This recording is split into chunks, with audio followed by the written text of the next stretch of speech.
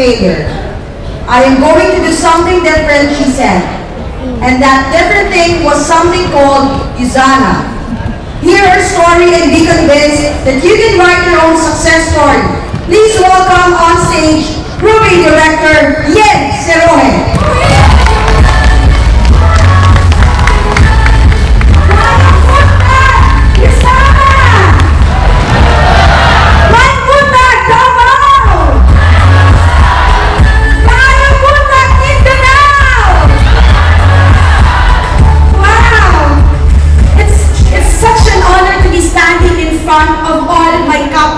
Mindanao. I am so privileged and grateful to be with my Usana family today. The last time I was here was actually 2 years ago during Davao's Kickoff 2014. That time I was still a silver director. Noon, I was just like you, nakaupo, umakalakpak, sumisigaw, at namamangha sa mga taong umaakyat sa stage. Naiingat din ako sa mga stories nila. I dreamt of being able to share my story too. And look where the grace of God has brought me now.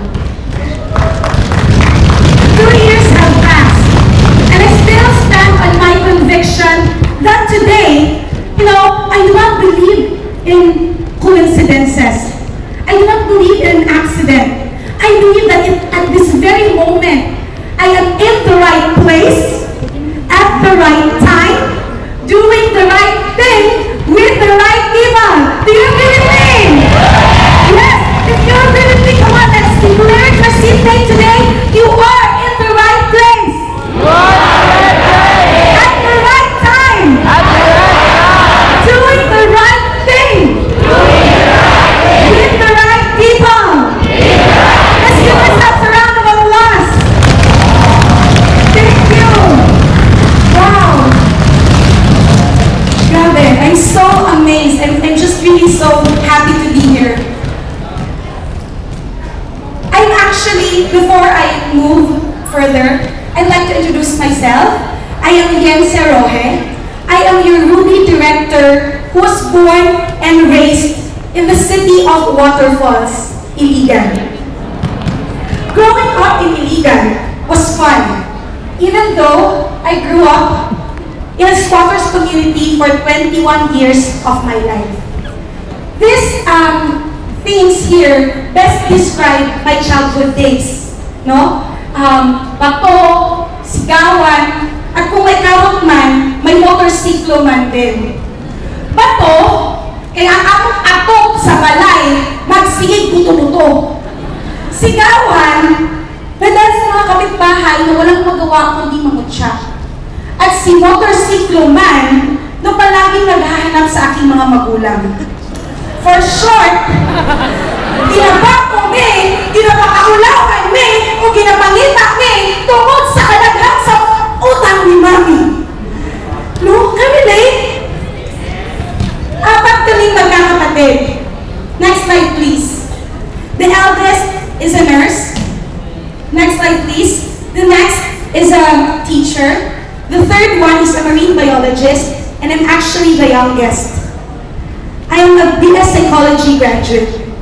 My dad is actually an employee who is earning 12,000 per month, diba? And my mom is actually a CPA. She is a certified palautang, ambut lang.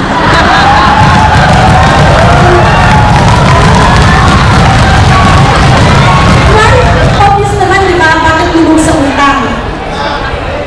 My parents really invested in our studies. Sabi nila, mag-aral tayo ng mabuti. Because if you come from a very poor family, your degree is going to gain the respect of people around you. Dili ka basta kamay pamayon sa mga tao. Tama? And so, that's what me and my sisters did. Indeed, my sisters got decent jobs after graduation. They actually helped us elevate our financial condition. But the thought of being relaxed financially ended abruptly when my dad was diagnosed of lung cancer stage 4 a few months after he retired. This really broke my heart because I was a daddy's girl. What's even worse is that my family was not prepared financially. My dad had no savings. My sisters were living from paycheck to paycheck. And the doctor told us he has 6 months to live if he won't go through chemotherapy and the likes. Left with no choice, my dad passed away 2 months before sa iyang timing because we cannot afford. While coping with his loss, another news shook our family. My sister, who was 26 years old, was diagnosed with a heart problem and has to go through bypass operation. Left with no choice again, because we cannot afford, all we did was accept the fact that my sister is going to leave us again because we cannot afford. Indeed, she too passed away a year later. These painful moments in my life really made me say, kung may pera lang sana kami, sana buhay pa si daddy at ate. At kung may ari-arian lang sana kami pwedeng ibenta, sana buhay pa sila. But at that time, all my parents had were the degrees they helped place in our heads. And there, I realized, ang diploma, di pwede maprinda. It cannot save you from poverty. Now, I am not saying that having a degree is bad. What I am trying to say here is that it's not enough. I am not saying here that employment is not good. What I'm trying to say is that it's never enough. All my life, I've always experienced lack because our finances has always been never enough. I am just really so blessed to have a family who showered me with so much love that this pushed me to finish my degree. And indeed, after graduation, I went to Manila, applied for a job, and worked there. I worked so hard to climb the corporate ladder. And then, one fine day, while working as an HR executive for an international company in Makati, my ex-boyfriend approached me. He was so excited. He said, "Lam, naay opportunity! Nindot kay company! Effective ang product! Huwag nindot kay ang sistema!" And I was so shocked. Company, opportunity, product, sistema. Ayaw ko na pinaanak kay kabalo ko networking na. Very late. Grabe, I was so negative. Hindi ko mapakita nila, no? I was really so negative. What he did, he kidnapped me and brought me to the 24th floor of the Enterprise Tower. I thought we're going to have dinner. No, na-scam ko. No, nag-naabing training and I met this man, Mentor Mel Clarion, our Diamond Director of Isana. During his training, I didn't know how, kung saan gibati, kami itong nag-mix. Wala ko kasabot, kaya mo siya nga, may mga tao na dating, pero wala yung datong. Pag-anan ako, nakakot ko, nindot ako sa nina, naka-heels, nag ako na ni. Ikuhin ko sa akong ilag. Iwan ko sa ilahan nga. Uy, iwan na tiing ng tawhana nga. Mani ko karon. So wala ko, ikaw na ko ano. Pinunan, istorya na niya. So I said, it's really mixed emotions, no? He said something that really stirred up my heart. He said something that for the longest time, hindi ko narinig. He said this, ano ang mga pangarap mo? There and then, I asked myself, ano nga ba yung mga pangarap ko? Alam mo yung tantilan mong ka at hindi mo alam kung anong sagot? And there I realized for the longest time, I have never dared to dream. I had no time to dream because I could not afford to dream. Tama! Grabe! And there, nakita ko, na-realize ko, sobrang laki pala talaga ng USANA. It's a company that I really want to be connected with. Ang effective ng product, it's really science-based. And, of course, yung mga taong na gumagawa ng negosyo, sobrang professional. I realized that I was never negative about network marketing. I was negative about network marketers. I realized USANA is very professional. Ang mga tao kumikita talaga. And most of all, nakukuha nila yung mga pangarap nila. Grabe! Because of that, I joined USANA. I did it part-time for 3 months in Manila. And after that, I quit my job, went back home to Iligan City, and built the business all by myself. It says here, the first step is always the hardest. 100 times ang intensity aning ako. Ask me why. When I was in Iligan, I started there alone. Walay mentor, no office, no training, no resources. I didn't have an iPad. I was using Flipchart for 1 year until I reached Silver Director. Power! And then imagine, every month, lumilipad ako ng Manila just to attend new distributors orientation, product training. Imagine, ubos talaga lahat ng komisyon. Sabi ko, ano ba ito? Bakit labas na labas? Wala naman naging akin. And then, there I realized, this could really make an impact in my life. It says here that the greatest test of character is what it takes to stop you. Tama? I never allowed all those discouragement, disappointment, lack of resources, lahat ng yun to get in the way. And I always reminded myself of the purpose of challenges in life. Do you know the purposes of challenges in life? Yes. Ask me what? What? Those challenges are there to strengthen our character. Yes. Because I believe that when you are solid in the inside, you can produce solid results in the outside. Tama? And so, because of that, I really moved forward on my USANA journey, and na-realize ko that it's really something that can change a life of a person 180 degrees. After we started USANA, January 2012, and after a year, we got our first ever dream as a couple.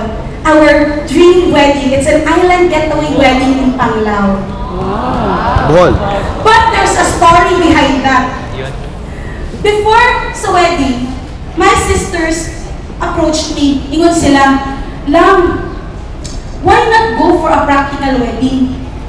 And then, you can buy a second-hand car. Dahil you can live in a decent apartment. And so that was a wise advice, tama? Yes. Diba? And so I approached my fiancé, I told him that, and he said something that really became a turning point in my life. He said this, Lam, kung hindi ko kayang gawan ng paraan ang mga pangarap mo, ikaw na magiging asawa ko, how much more ang magiging anak natin. Tama? Tayo kasi mga Pilipino mahilig sa praktikalan, tama? Let's be practical, di ba? But here, kaya sabi nila, ano nga ba yung quote? Sinabi, pag maiksi ang kumot, Matutong maluktot. maiksi ang kumot, Matutong maluktot. matutong mamaluktot, tama? But do you know how it is here in our business? Let's revise that quote right now. In USANA, kapag maiksi ang kumot, bumili ka ng bago kasi sa USANA ang sagot! Tama! And then, of course, I would like to acknowledge the presence of my ex ex-boyfriend, my fiancé, and of course my husband right now, Coach Jude Seroje. He's the very reason why I'm in Sana right now. He taught me to really change my mindset about living a practical life and just go for your dreams. Of course, this was after a year we did USANA. This was when we were still silver directors. The following year, in the year 2014, we had our first wedding anniversary care of USANA at the AP Cruise of the Stars Royal Caribbean Cruise. Grabe, ang saya, tama talaga yung sinabi ni Miss Cherry, ang sarap mag-travel pag libre, tama? We went to China, Shanghai, Beijing, Jeju Island, ancient Seoul, Korea. Sobrang saya. That was the year 2014. Next, of course, after a few months after, we were able to hit our first gem in the business, our gold directorship. And then a month after, we got our first ever car, and it's a Mitsubishi Montero. Not bad. After doing the business for 2 years, tama? Kaya ba ng employment yan? Hindi, diba? Of course, that was 2014. The next year, we were able to celebrate our second wedding anniversary at Maldives. Again, care of USANA! Grabe! Guys, ang Maldives is really a paradise. I tell you, grabe talaga. And, of course, a year after this year, we are going to celebrate our third wedding anniversary this coming May 31 at the Great Barrier Reef of Australia. Grabe! I'm so excited! Naka-discount bro. And of course, just last month, we were able to hit our second gem in the business kasi na-pressure ako. Sabi, magsispeak daw ako sa Davao. Sabi ko, Miss Mama Michelle, hindi pwedeng gold ako. Kailangan ruby. Kaya we were able to hit our ruby directorship. And of course, aside from all those achievements, travels, what's really wonderful about USANA is that it's really all about family. Sabihin mo yung katabi mo, family. Family. Bakit? We're all doing this business para sa pamilya natin, tama? Tama? Yes. Para ba sa pamilya? Yes. Of course, we were able to treat our families during vacations, and then we were able to provide their needs. Nagpapaaral, 3 na yung nag-graduate, di ba? Power talaga, hindi sana. And of course, we were able to build a family in this business as well. What's great is that we have leaders down the line who have always been a supply to us. And mentors who have always been very supportive all throughout our journey in USANA. Now let me try to end my talk with this story. It's actually a story of a mommy camel and a baby camel having a conversation. Okay lang ba mag-story? Yes! Alright. Si baby camel, nagtanong siya kay mommy camel. Sabi niya, Mami Camel, bakit parang ang weird-weird natin compared sa ibang animals? Medyo mahaba talaga yung pilik mata natin compared sa kanila. Si Mami Camel naman, she answered, ay, anak, kasi di ba pag nasa desert tayo, pag nagsa-sandstorm, maraming alikabok, its purpose is actually to protect your eyes. So sabi naman ni baby camel, oo nga naman no, it's really to protect me. Pero Mommy Camel, bakit naman ang haba ng legs natin? So si Mommy Camel naman sabi niya, kasi anak, di ba pag nasa desert tayo, medyo malambot yung sand sa paa natin. Ginawa yan ni Lord para hindi tayo mahirapang maglakad. Sabi na naman ni baby camel, oo nga no, pero Mommy, eto last na lang kasi sobrang awkward talaga. Bakit parang pura tagbuktot? Bakit may hump dito sa likod natin? Sabi na naman ni Mommy Camel, anak, kasi di ba sa desert, sobrang init, hindi ka makakahanap ng tubig doon, saan-saan lang. Yan, ginawa yung hump na yan kasi dyan isusstore ang fats at saka water para hindi tayo agad-agad na mag-hydrate at namatay. So si baby camel naman manghang-mangha, sabi niya, grabe Mommy Camel, oh God is good, grabe talaga, ginawa ko lahat para i-protect tayo. Ginawa ko na lahat para talaga sa desert. Pero Mami Carmel, last question. Bakit nasa zoo tayo? Bakit nasa zoo tayo? My question to you today, what is your zoo? What is your zoo? Human beings are not created to be in the zoo. We are not created to live from paycheck to paycheck. We are not created to live, to work in the four corners of our jobs, doing routine tasks. We are not created to be stressed, tama? We are not created na mabuhay lang para malubog sa utang, tama? We are not created para lang umasa sa ibang tao. We are not created for a sad life. And we are not created just to survive. We are created in the image and likeness of our God. We are created to live life. We are created to enjoy, fly and soar like eagles. We are created to spend time with our families, create long-lasting relationships. We are created to travel the world, tama? We are created to give. We are created to bless. We are created to help other people. We are created to glorify a God who loves us so much. You know what, guys? He can help you overcome your fears. A lot of people right now are so afraid to start their own business. A lot of people right now are so afraid to enter the network marketing industry kasi natatakot sila anong sasabihin ng ibang tao. A lot of people right now are afraid to step out of their comfort zones kasi natatakot sila na mawala yung security ng jobs nila.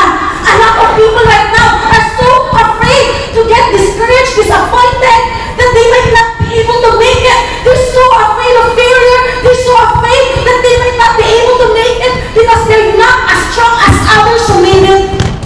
If that is you right now, if ikaw yan ngayon, if that happens, that's how you feel right now, I am here to tell you and to encourage you that you can always do it afraid.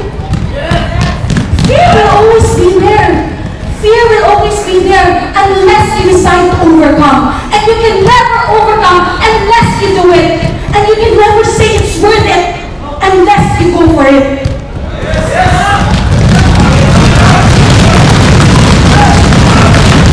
A lot of people are so afraid of failure. But I am again here to tell you that failure is not the opposite of success. Failure is a part of success, tama? It's not about the number of times you fall, but it's about the number of times you get back again. Because life is worth fighting for. Your family is worth fighting for. Your children is worth fighting for. Your future is worth fighting for. You can never reach the top of the mountain. You can never reach the top of the mountain unless you decide to climb it. Kung ako, na kaya na akong kat-kat ang akong bukid, I am sure kaya sa dimo. I am sure kaya sa dimo. I am sure kaya sa dimo. So today, I'd like to encourage everyone. Let us not grow weary and tired of climbing our mountains. Kaya guys,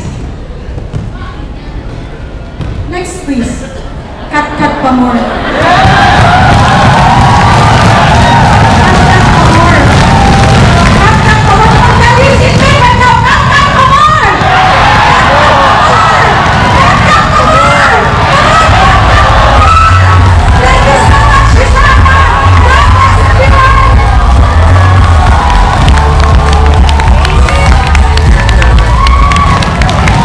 Ladies and gentlemen, that's being entertained by another song member from Wi-Fi.